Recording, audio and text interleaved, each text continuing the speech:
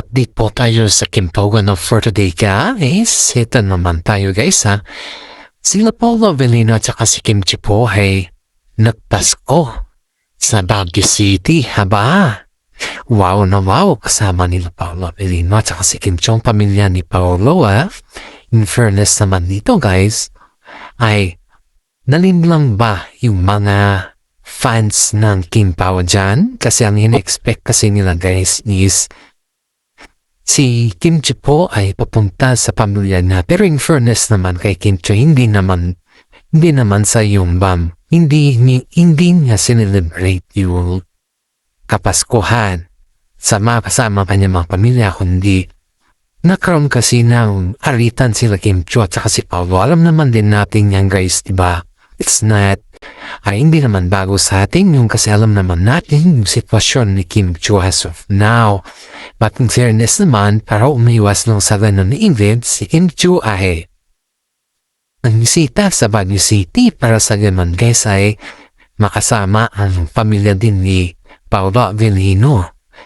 Saka sa katunayan guys, sobrang happy ni Kim Chi dahil kahit papano ay nabawasan yung kanyang sentimento ba? Dahil yung sentimento niya kasi guys, isipin mo ba naman yung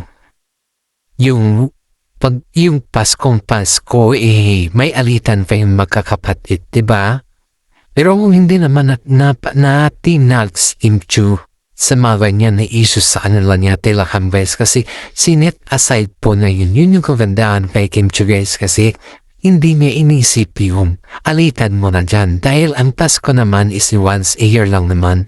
Bumabanat ang Pasko Pero yung alitan naman dyan guys is nandyan lang yan. Kaya na ito mo si Kim Chi guys ha. Nag-celebrate sila ni Paolo Avellino. Kasama yung pamilya ni Paolo. Kaya na very proud naman yung mami ni Paolo dahil sa kabila ng kanilang mga eksena o sa kabila ng kanilang mga project guys ay nagawa pa rin nila na makapunta sa Baguio. In fairness ha, in fairness talaga, kasi hindi naman natin sukat akalain guys na pupunta sila dahil na may mga event pa silang gaganapin after that. Pero syempre kapag gusto mo makakapunta ka, kaya yun guys, mas pinili nila Paolo Avellino at saka si Kim Chi na pupunta sa Baguio para magkaroon ng peaceful mind si Kim Chi.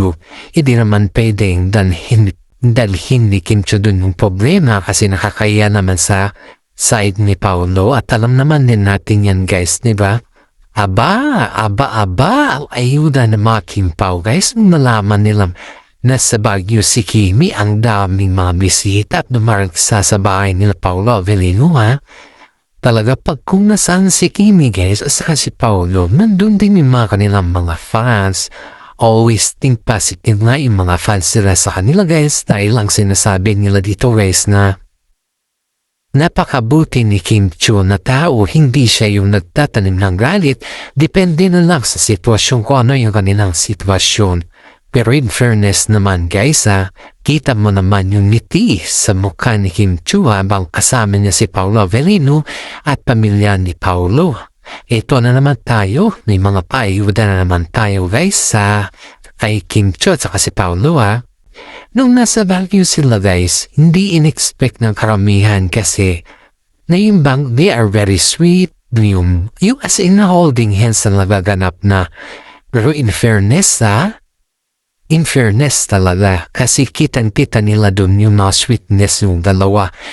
Kita rin nila dun kung paano sila magbanting kasama yung mami ni Paolo Avellino kasi may closure na May closure na kung saan naman guys ay pinatunayan din ni Kim Chi na hindi hadlang sa kanya yung kanyang pagiging Chinese or something like that, yung kanyang nationality, hindi hadlang sa kanya guys. Kasi alam naman din natin, si Paolo din po ay half din siya Hindi naman siya puro, diba?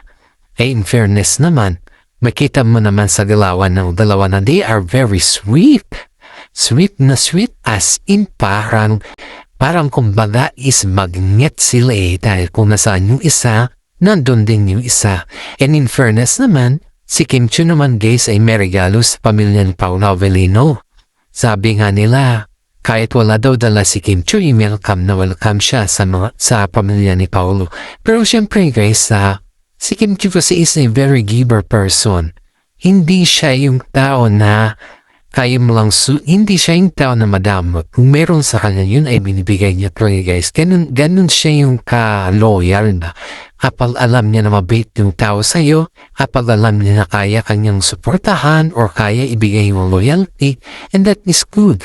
Kaya si Paolo Avellino guys ay tuwang-tuwa kay Kim Chu at nararamdaman niya yung pagka-concern ni Kim Chu pagdating sa kanyang nanay. At ang nanay naman ni Paolo guys, hindi naman in-expect ni Kim na may regalo din sa kanya. Siyempre, kahit naman siguro sino guys na yung biyanan mo, you don't ask anything, right?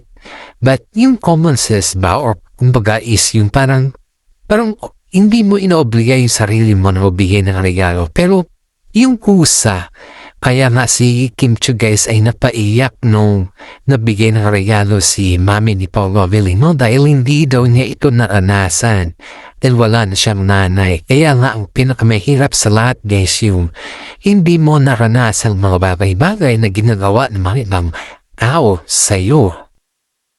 Kaya in fairness naman kay Paolo Avellino guys ay talagang pinapakiramdaman din yan si Kim Chu. Alam niya kung saan yung hindi comfortable si Kim Chu at alam din niya kung saan comfortable si Kim Chu guys. Kasi kita mo naman yung concern Paolo Avellino nito. Kita mo naman lahat yung nakalanapan at kita mo rin dito kung ano yung mga kalagayan na kaya niya ibigay kay Kim Chu. Kaya nga guys, sabi ng mga kamag-anak ni Paolo Avellino na sana hindi magbago si Kim Chu sa kanya pakikitungo dahil napamahal na din si Kim Chu sa pamilya ni Paolo Avellino. Eto na naman tayo guys. After that event na napunta si Kim Chu sa bahay nila Paolo Avellino ay nagkaroon na naman ng alam na this na sinasabi ba. Ito na yung sinasabi nila guys na may mga chika na nanggaling sa showbiz ayon dito sa ating legit na sources kaysa kung sa inyong lalay this is kumbaga ba is hindi naman natin sabihin na napakapahit.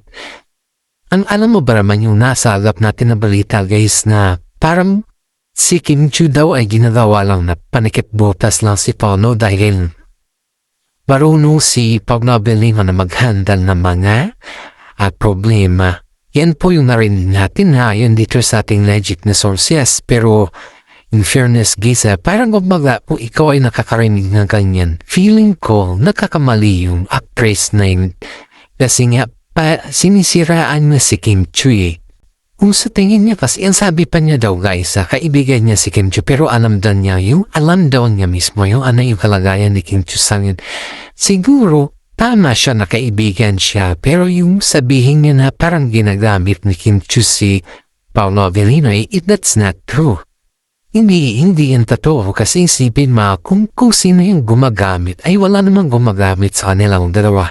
Isipin nga nila guys na napakabuti ni Kim Chu kay Paolo Avellino at napakabuti rin ni Paolo Avellino kay Kim Chu. Kaya very proud na yung makaramihan sa kanila guys kasi kung nasaan si Kim Chu, nandun din si Paolo kahit may mga project or may mga kanya-kanya sila mga endorsement guys.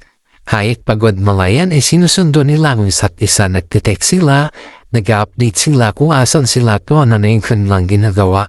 Yan nga yung sinasabi nila na kapag mahal mo isang tao, always ka mag-update sa kanya at yan po yung palaging ginagawa ng dalawa kasi yung loyalty ba nila at respeto nila sa isa't isa nakikita mo doon. Feeling mo kasi yung loyalty ni iba is sa iba na napupunta. Hindi ganun si Kim Chu guys at hindi rin ganun si Paolo Avellino. Ito pa napansin naman netizen guys nung nagkaroon ng mga kumbaga is yung pinanood nila yung yung final na movie sa sine. Di ba hindi kasi makatabi sila Paolo Avellino at saka si Kim Chu that time. Nauna kasi si Paolo nasa likod si Kim Chu yung medyo malayo na konti. Pero itong si Paolo guys hindi niya maiwasan na na tinitignan si Kimchi. Tingin siya kay Kimchi kasi alam niya kasi na hindi siya komportable pag hindi na nakikita si Kimchi. At yung mga gesture, yung mga paghawak niya, o yung mga titig niya, ramdam na ramdam din kasi ni Kimchi na mahal siya ni Paolo Avellino. Kaya nga ito yung feeling ni Kimchi na hindi pa niya naramdaman ito noon, pero pinaramdam sa kanya ni Paolo na mahalaga siya, importante siya. Kaya sa mga fans natin dyan, lalong-lalo na yung mga senior citizen, shout out po tayo guys, kasi alam ko po na kayo po yung masugi nating viewers sa ating YouTube channel. Pakilikein siya naman po yung ating updates kasi isang malaking tulong na po yan para sa akin. Okay. Ito na naman tayo guys sa another ayuda natin ha. Si Paolo Avellino guys ay may hinundok kay Kimchi na kumbaga guys is konting movement.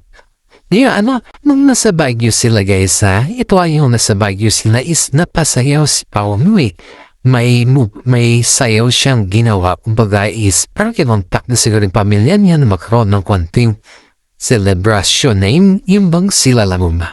In fairness naman ha, kahit hindi sumasayaw si Paolo sa entablado, pero napasayaw siya ni Kimchi. Dito natin makikita guys na yung pagsayaw ni Paolo Avellino ay pinapakita niya talaga kung gaano niya kamahal si Kimchi. And alam naman din natin na si Paolo ay hindi rin yan sumasayaw sa entablado, kundi kumakanta lang yan guys. Kaya maraming mga netizen ang nagsasabi na napakaswerte ni Paolo Avellino kay Kimchi dahil kita mo naman yung progress na ginagawa ni Paolo Kita mo naman yung effort niya. Kita mo rin dun kung ano yung mga points na pwedeng ibigay ni Paolo Avellino kay Kimchi. Kaya nga itong si Kimchi guys pansin na mga karamihan kay Kimchi is naramdaman nila yung totoong Kimchi sa yun at naramdaman din nila yung kanyang pagpapago. Ang dami nung nabago kay Kimchi guys, simula nung sila na ni Paolo Avellino, hindi na kagaya ng dating yung bang pakiramdam mo is patuloy pa rin kumbaga is patuloy pa rin na umiba yung ihip ng hangin, parang ganun. Pero itong si Paolo guys, ibang-iba na siyang yun. And this is for today guys. Maraming salamat sa inyo at always think positive and God bless po sa ating lahat.